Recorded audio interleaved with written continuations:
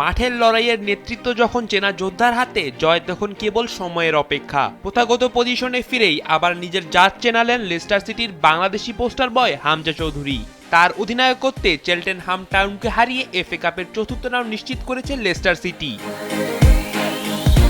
League 2 এর দল চেলটেনহামের বিপক্ষে ফেভারিট হিসেবেই মাঠে নেমেছিল সাবেক প্রিমিয়ার লিগ চ্যাম্পিয়নরা। তবে স্পটলাইট ছিল একজনের ওপরই, হামজা চৌধুরী। এদিন শুধু দলের সদস্য হিসাবে নয়, অধিনায়কের আর্মব্যান্ড হাতে দলকে সামনে থেকে নেতৃত্ব দিয়েছেন এই তারকা। একাদশে 8টি পরিবর্তন নিয়ে মাঠে নামলেও লেস্টারের দাপট ছিল চোখে পড়ার মতো। ম্যাচের 23 মিনিটে প্যাটসন ডাকার গোলে লিড নেয় দলটি। এরপর প্রথমার্ধের ঠিক শেষ মুহূর্তে ব্যবধান দ্বিগুণ করেন স্টেফি মাদভিদিদি। 2-0 গোলের এই লিডই শেষ পর্যন্ত জয় তুলে নেওয়ার জন্য যথেষ্ট ছিল। দীর্ঘদিন পর নিজের প্রিয় পজিশন ডিফেন্সিভ মিডফিল্ডে ফিরে যেন প্রাণ ফিরে পেলেন হামজা চৌধুরী। পুরো 90 মিনিট মাঠ দাপিয়ে বেরিয়েছেন তিনি।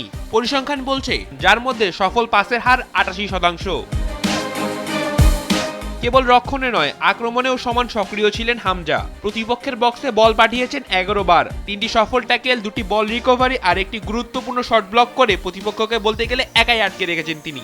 মাঠের লড়াইয়ে 10টি গ্রাউন্ড ডুয়েলসের মধ্যে 7টি জেতার পাশাপাশি একটি এরিয়াল ডুয়েলসও জিতেন তিনি। পজিশন বদলেছে, দায়িত্ব বেড়েছে, কিন্তু হামজার সেই লড়াকু মানসিকতা রয়ে গেছে আগের মতোই। সোমবার নির্ধারিত হবে চতুর্থ রাউন্ডে তারা কার বিপক্ষে লড়বেন। তবে ফুটবল ভক্তদের নজর এখন অধিনায়ক হামজার দিকেই। রাফিদ বিন ইসলাম, সময়ের আলো।